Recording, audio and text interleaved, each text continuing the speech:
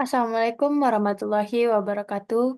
Perkenalkan nama saya Fanya Roza Andriani dengan NIM 230871108. Di sini saya dari kelompok 1.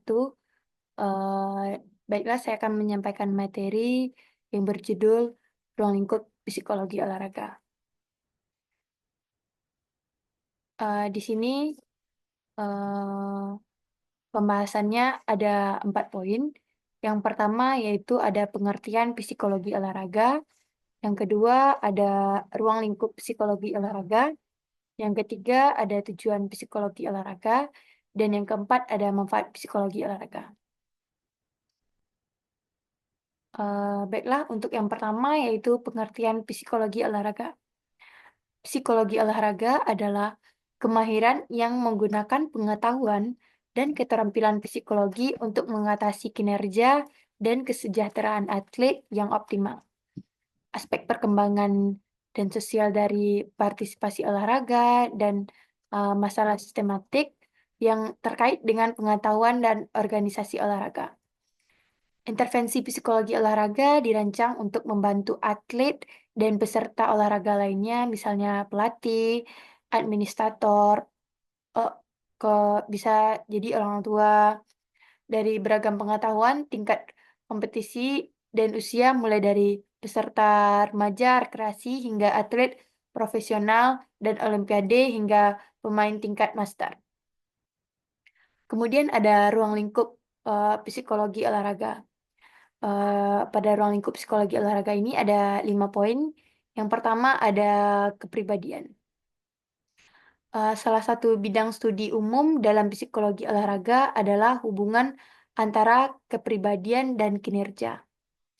Peneliti di bidang ini berfokus pada karakteristik kepribadian tertentu dan bagaimana kaitannya dengan kinerja atau variabel psikologis lainnya.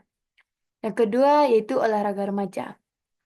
Olahraga remaja mengacu pada program olahraga terorganisir untuk anak-anak di bawah usia 18 tahun.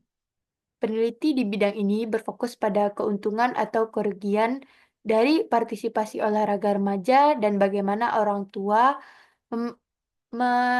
mengaruhi pengalaman anak-anak mereka dalam aktivitas olahraga.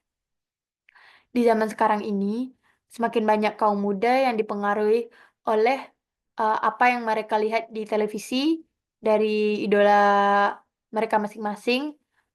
Oleh karena itu, tidak jarang mereka melihat atlet eh, seperti atlet pemain sepak bola karena mereka secara sosial dipengaruhi oleh apa yang mereka tonton sebagai contoh yaitu di televisi. Dan kemudian yang ketiga yaitu pembinaan atau coaching. Sementara psikologi olahraga terutama bekerja dengan atlet dan memfokuskan penelitian mereka pada peningkatan kinerja atlet, pelatih adalah populasi lain di mana intervensi dapat dilakukan. Peneliti di bidang ini berfokus pada hal-hal yang dapat dikatakan atau dilakukan oleh pelatih untuk meningkatkan teknik pembinaan dan kinerja atlet mereka. Yang keempat yaitu proses tim. Psikologi olahraga dapat melakukan pekerjaan konsultasi atau melakukan penelitian dengan seluruh tim.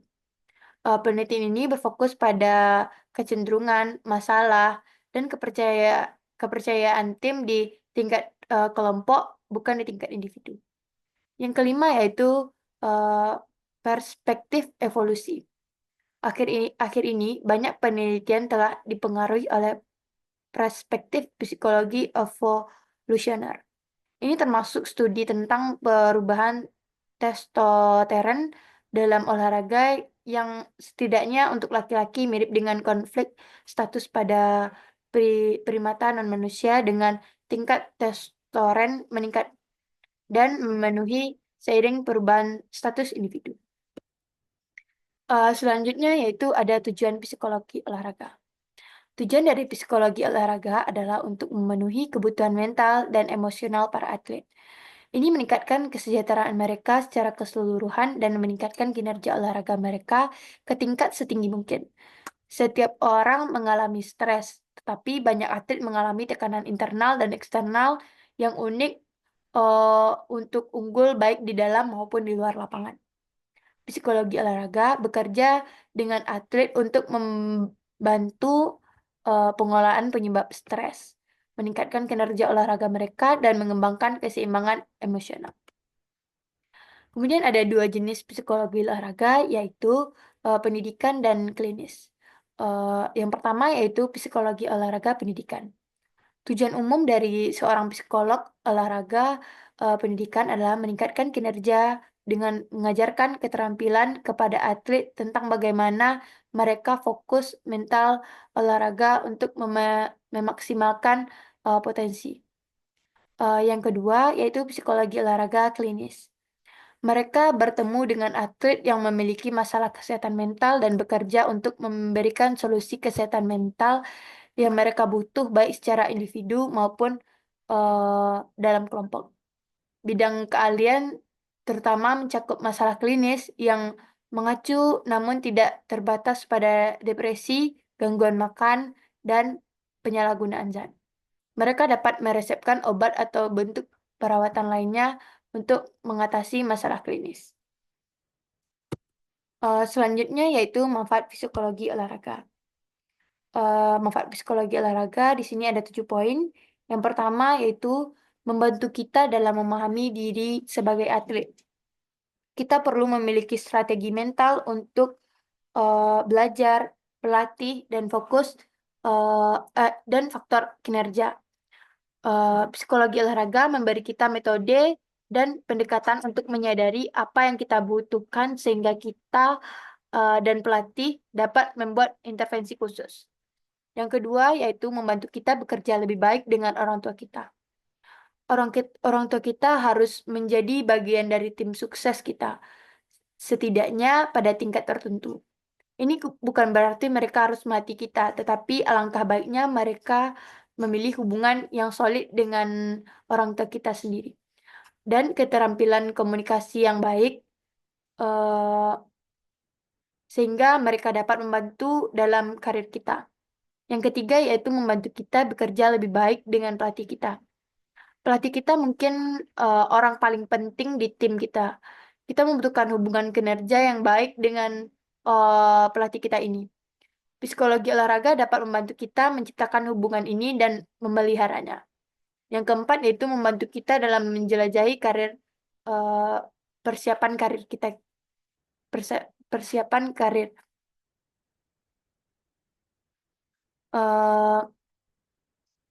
Ada banyak jalan buntu, jebakan, dan jalan palsu dalam karir olahraga. Psikologi olahraga membantu kita membuat visi untuk sukses, serta tujuan dan sasaran, sehingga kita dapat melaksanakan rencana hidup tersebut. Yang kelima yaitu membantu kita dalam mempersiapkan pikiran kita. Sangat penting bagi kita untuk mengetahui bagaimana mempersiapkan mental dan emosional untuk pelajaran, latihan, dan penampilan. Psikologi olahraga membantu kita merancang proses kesiapan mental yang disesuaikan yang membantu kita beralih dari pekerjaan normal, sekolah, atau dunia sosial ke dunia kompetisi khusus. Yang keenam yaitu membantu kita dalam menangani stres. Salah satu cara utama psikologi olahraga membantu kita adalah melalui pengurangan stres dalam pembelajaran dan kinerja. Sementara beberapa stres tidak bisa dihindari dan alami. Tingkat stres yang berlebihan merusak kinerja. Psikologi olahraga membantu kita mengelola stres dan mengubahnya menjadi kesuksesan. Yang terakhir yaitu membantu kita menangani paradoks kesuksesan. Masalah yang dihadapi setiap atlet pada suatu waktu adalah paradoks kesuksesan. Saat ini kita menjadi lebih sukses dan lebih banyak tekanan dan gangguan bagi kita. Psikologi olahraga membantu kita mengatasinya, tetap fokus dan membantu kita untuk mempertahankan performa terbaik kita. Kemudian kesimpulannya yaitu dari penjelasan yang dikemukakan dapat dikatakan bahwa psikologi olahraga dapat berpartisipasi dalam berbagai aktivitas sebagian besar berfokus pada kinerja untuk memahami apa yang memotivasi atlet dan bagaimana atlet dapat meningkatkan performanya. Aktivitas ini dapat, berkisar dari konseling atlet yang mungkin memiliki masalah kecemasan yang menghambat kinerja mereka, hingga menginstruksikan atlet secara individu atau kelompok tentang metode pengkondisian mental, misalnya visualisasi, konsentrasi, dan relaksasi. Hingga membantu atlet menangani cedera dengan, kata lain seorang psikologi olahraga bekerja dari, perspektif bahwa kesuksesan dalam olahraga tergantung pada, tubuh dan pikiran. Mungkin, sekian penjelasan dari saya, jika ada kesalahan dan, penyampaian kata saya mohon maaf. Sekian, assalamualaikum warahmatullahi wabarakatuh.